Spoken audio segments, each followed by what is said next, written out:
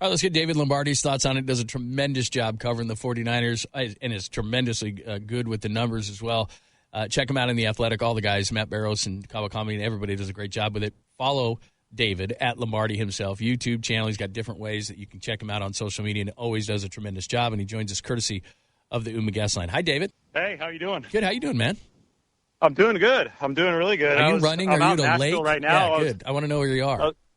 Yeah, it's like 97 degrees out here. It's really hot. But I was in San Francisco for like 36 hours this weekend, and it was one of those like air conditioner breaks. You know, you get out, you cool off a little bit, your internal body temperature goes down, and then you're ready to go handle the summer. Very good. A little bit more. It's like 52, you know. Exactly. Crazy. It's nice. All right, so give us your thought on Brandon Aiyuk coming into town and requesting this meeting with the 49ers. Do you look at that as a positive sign?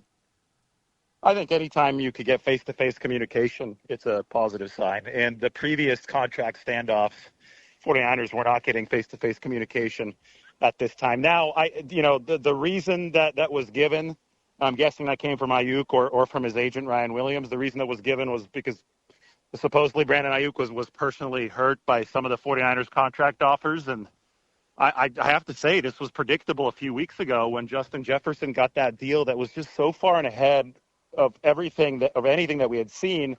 I thought that the next logical step would be the receivers who hadn't signed yet would be looking for money that was much greater than what teams were willing to pay, right? He might not be asking for Justin Jefferson money, but there's such a big gap between Jefferson and the number 2 guy right now, Tyreek Hill, that, you could see Aiyuk, you could see CeeDee Lamb, you could see Jamar Chase all asking for money within that gap and teams not wanting to meet them there. And then that creates hard feelings, right? Because, in any contract negotiation, your worth is on the line in some way. And if the team is saying, no, you're not worth as much as you're asking for, that can lead to some resentment, to some hard feelings. And I think that's where Aiyuk might have been based on some of the social media behavior. And I think that he wanted to make sure that this was set back on the right track. And I think that a face-to-face meeting is the best thing he could do at this point to accomplish that.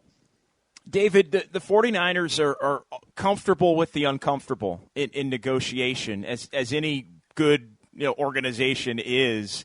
But is it your sense that they really do want to get this thing done by the beginning of training camp to not have it be a cloak over a season where they're all in again to try and get that elusive Super Bowl?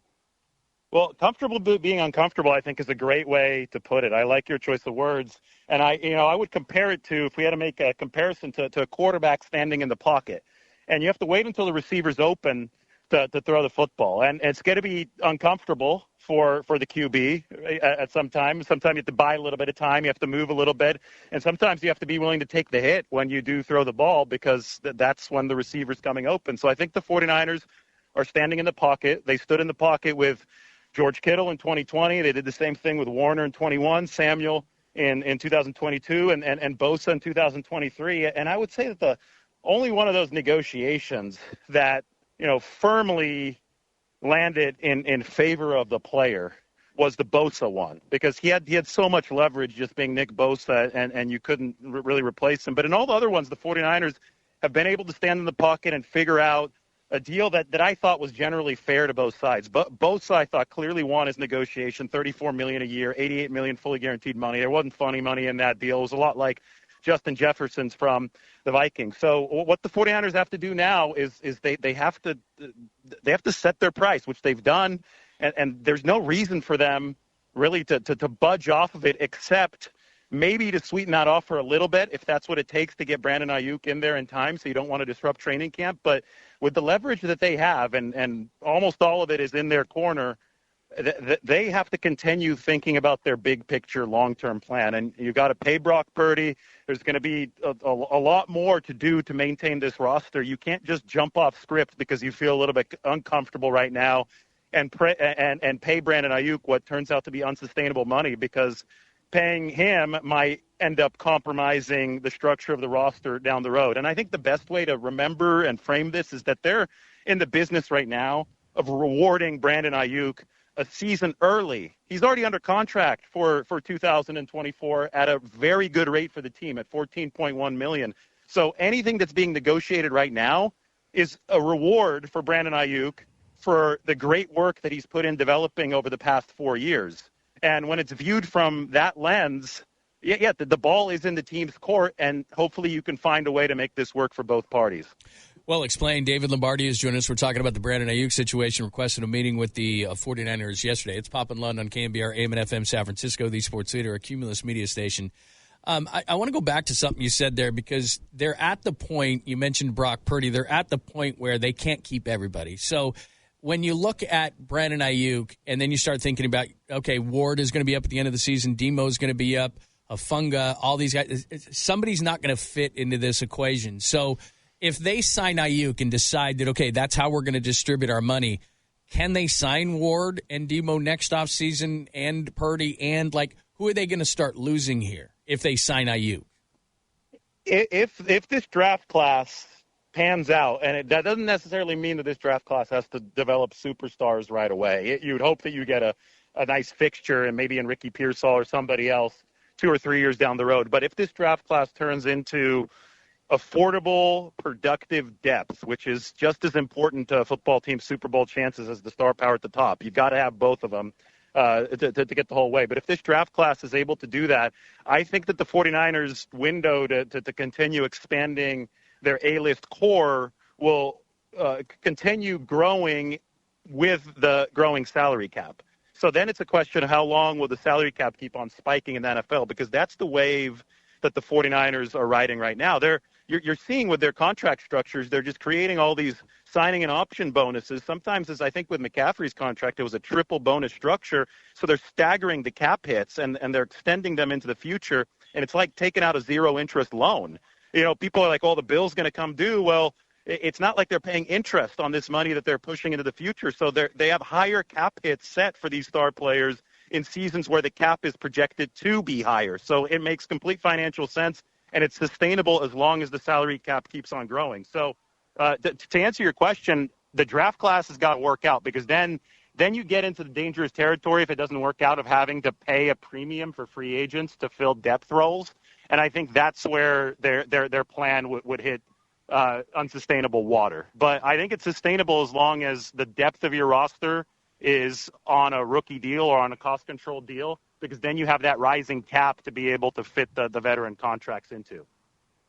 David, from a football standpoint, and I'm going down the rabbit hole a little bit here, but from a football standpoint, if the 49ers were to decide, hey, this Brandon Aiyuk situation is untenable, could they survive without Brandon Aiyuk for this season?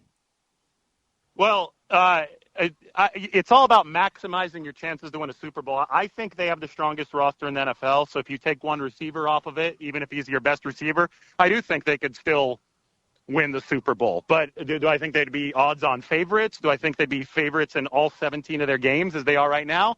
Probably not. It would probably make that margin a little thinner. And right now, you should be thinking like the 1994 49ers if you're this year's San Francisco team. You should be thinking like the team that lost 2 straight NFC championships to the Cowboys. And it wasn't just about retaining guys then. It was about adding to what you had to kick down the door and win the Super Bowl. You can't be in the mode of potentially losing talent at this point if you're the 49ers and being okay with it, because that's no way to get over the hump of playing the Chiefs. That being said, I don't think that's that much of a danger, because even if they don't reach an agreement with Brandon Aiyuk, I mean, again, like I said, the leverage is in the 49ers court right here.